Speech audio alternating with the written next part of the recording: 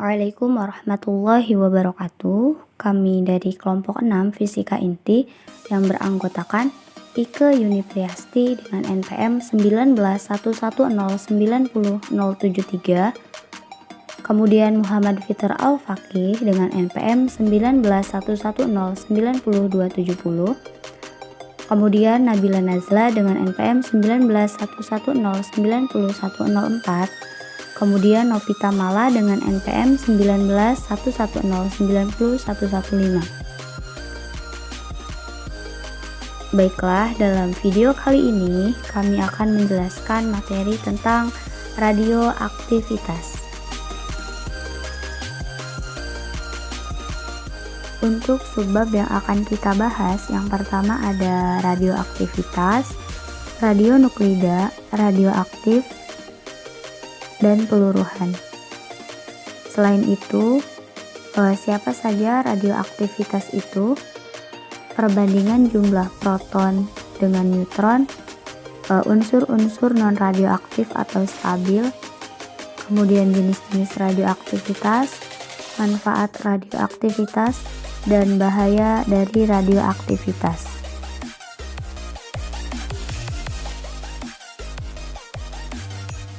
Baiklah, untuk materi yang pertama adalah radioaktivitas.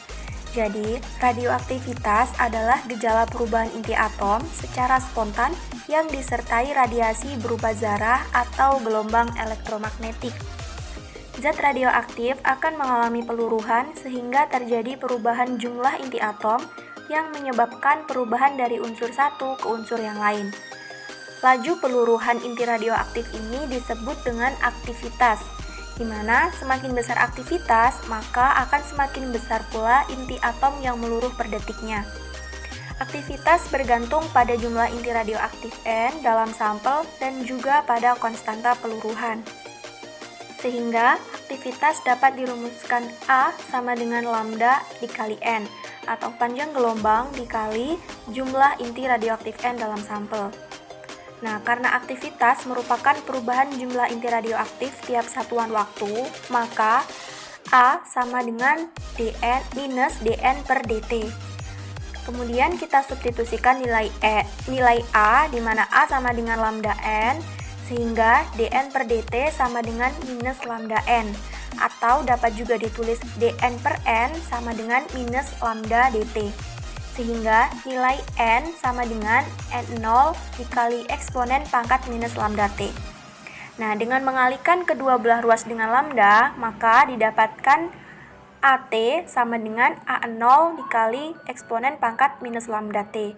Kenapa di sini berubah menjadi A? Karena N dikali lambda sama dengan A, sehingga nilai N dan nilai N0 di sini berubah menjadi A dan A0. Dengan keterangan, AT merupakan aktivitas pada saat T dan A0 merupakan aktivitas awal pada saat T0. Nah, satuan SI atau satuan internasional dari aktivitas diberi nama sesuai dengan orang yang pertama kali menemukan radioaktivitas pada tahun 1896, yaitu Henry Becquerel, di mana 1 becquerel atau 1 Becky sama dengan 1 kejadian per sekon. Ada satuan lain yang digunakan yaitu Curie, di mana 1 Curie sama dengan kejadian per sekon atau dengan nilai 37 G becquerel. Materi selanjutnya adalah radionuklida. Radionuklida atau radioisotop adalah isotop dari zat radioaktif. Radionuklida mampu memancarkan radiasi. Radionuklida dapat terjadi secara alamiah atau sengaja dibuat oleh manusia dalam reaktor penelitian.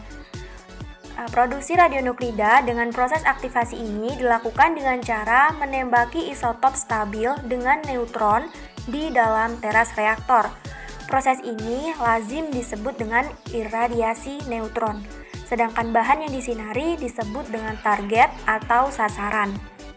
Nah, secara garis besar, radionuklida alamiah yang ada di sekeliling kita dapat dikelompokkan menjadi 2, yaitu radionuklida primordial dan radionuklida kosmogenik.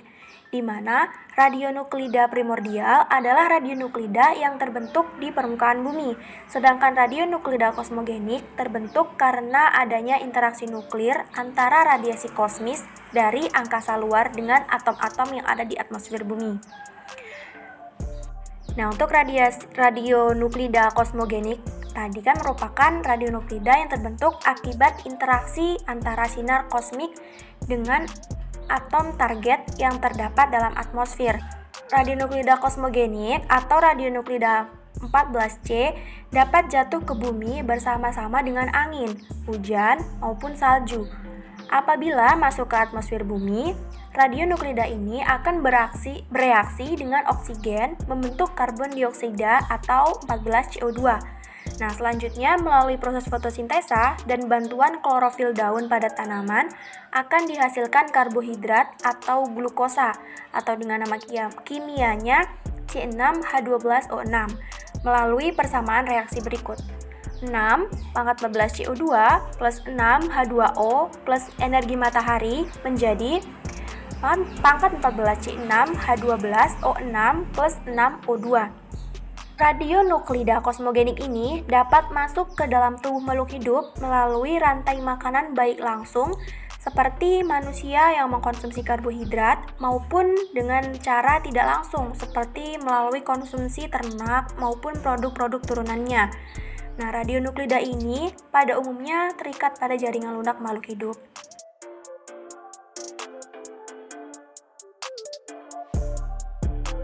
Radioaktif. Radioaktif adalah fenomena fisik terkait unsur-unsur tertentu dalam memancarkan energi dalam bentuk radiasi, di mana energi tersebut berasal dari peluruhan inti yang tidak stabil, sehingga setiap spesies nuklir yaitu konfigurasi proton, neutron, dan energi tertentu yang menunjukkan radioaktivitas dikenal sebagai inti radioaktif. Sinar radioaktif memiliki sifat-sifat berikut, yaitu yang pertama, dapat menembus kertas atau lempengan logam tipis. Yang kedua, dapat mengionisasi gas. Yang ketiga, dapat menghitamkan pelat film. Yang keempat, dapat menyebabkan seng berpendar. Yang kelima, dapat diuraikan oleh medan magnet. Macam-macam sinar radioaktif. Yang pertama yaitu sinar alfa. Sinar alfa bermuatan positif sehingga dapat membelok ke arah negatif dalam medan listrik. Yang kedua, memiliki daya tembus paling lemah. Dan yang terakhir yaitu memiliki daya ionisasi yang paling besar. Sinar beta bermuatan negatif sehingga dapat membelok ke arah positif dalam medan listrik. Memiliki daya tembus lebih besar dari sinar alfa dan daya ionisasinya lebih lemah dari sinar alfa. Yang terakhir yaitu sinar gamma. Sinar gamma tidak bermuatan sehingga tidak dapat dibelokkan, memiliki daya tembus yang paling besar dan daya ionisasinya yang paling lemah. Selanjutnya yaitu peluruhan. Peluruhan unsur radioaktif terdiri dari yang pertama, peluruhan sinar alfa, yang kedua, peluruhan sinar beta, dan yang ketiga yaitu peluruhan sinar gamma. Peluruhan radioaktif atau disebut juga peluruhan nuklir atau radioaktivitas adalah proses pemecahan inti atom yang tidak stabil sehingga terjadi kehilangan energi berupa massa dalam diam dengan memancarkan radiasi seperti partikel alfa atau inti helium, partikel beta atau elektron, positron dengan neutrino dan sinar gamma. Peluruhan sinar alfa yaitu adalah suatu inti yang tidak stabil dapat meluruh menjadi inti yang lebih ringan dengan memancarkan partikel alfa atau inti atom helium. Pada peluruhan alfa terjadi pembebasan energi. Energi yang dibebaskan akan menjadi energi kinetik partikel alfa dan inti anak. Inti anak memiliki energi ikat per nukleon yang lebih tinggi dibandingkan induknya. Jika inti memancarkan sinar alfa, maka inti tersebut kehilangan 2 proton dan 2 neutron, sehingga Z berkurang menjadi 2 dan A berkurang 4. Selanjutnya yaitu peluruhan sinar beta. Salah satu bentuk peluruhan sinar beta adalah peluruhan neutron. Neutron akan meluruh menjadi proton, elektron, dan antineutrino. Antineutrino merupakan partikel netral yang mempunyai energi, tetapi tidak memiliki massa. Peluruhan sinar beta sendiri bertujuan agar perbandingan antara proton dan neutron di dalam inti atom menjadi seimbang, sehingga inti atom tetap stabil. Jika inti radioaktif memancarkan sinar beta, maka nomor massa inti akan tetap atau jumlah nukleon tetap, tetapi nomor atom berubah.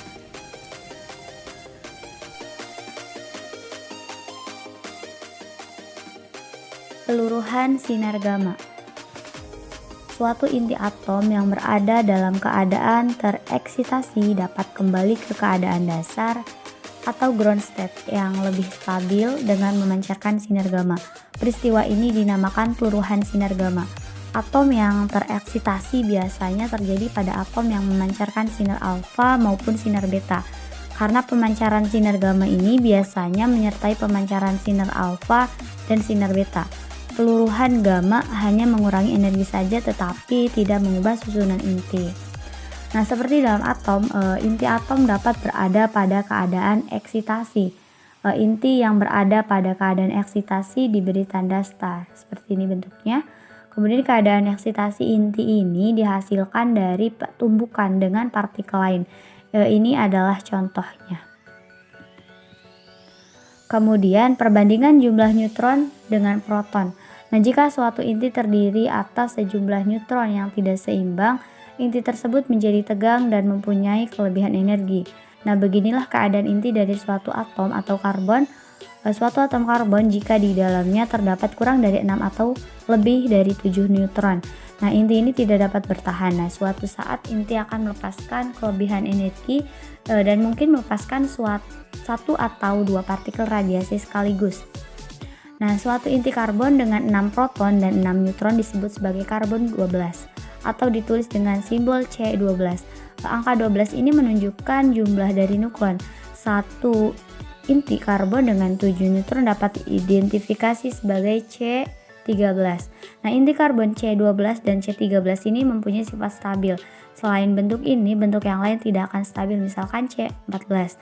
Nah, semakin janggal jumlah neutronnya, semakin bertambah ketegangannya, dan semakin cepat pula inti melepaskan kelebihan energinya dalam bentuk sinar radiasi. Satu inti karbon dengan hanya 5 neutron atau yang disebut C11 dapat mempertahankan kondisi atau keadaan tersebut selama 20 menit. C10 membelah dalam waktu 19 detik dan C9 hanya dalam 1/8 detik. Kemudian setiap inti ini akan melepaskan ketegangannya dengan cara yang berbeda dan mengeluarkan energi atau partikel radiasi yang berbeda.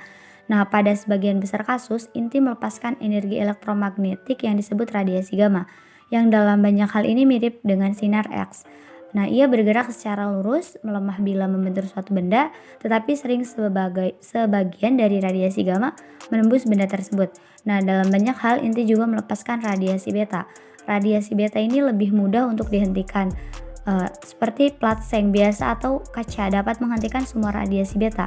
Bahkan pakaian yang kita pakai dapat melindungi dengan baik dari radiasi beta. Nah, untuk elemen-elemen tertentu, terutama yang berat seperti uranium, radium, radon, dan plutonium, melepaskan radiasi alfa. Nah, radiasi alfa ini dapat dihalangi seluruhnya dengan secari kertas. Radiasi alfa tidak dapat menembus kulit kita. Ia sangat berbahaya hanya jika bahan-bahan yang mengeluarkan radiasi alfa masuk ke dalam tubuh kita. Contohnya adalah jika kita menghirup gas radon. Ini adalah sangat berbahaya.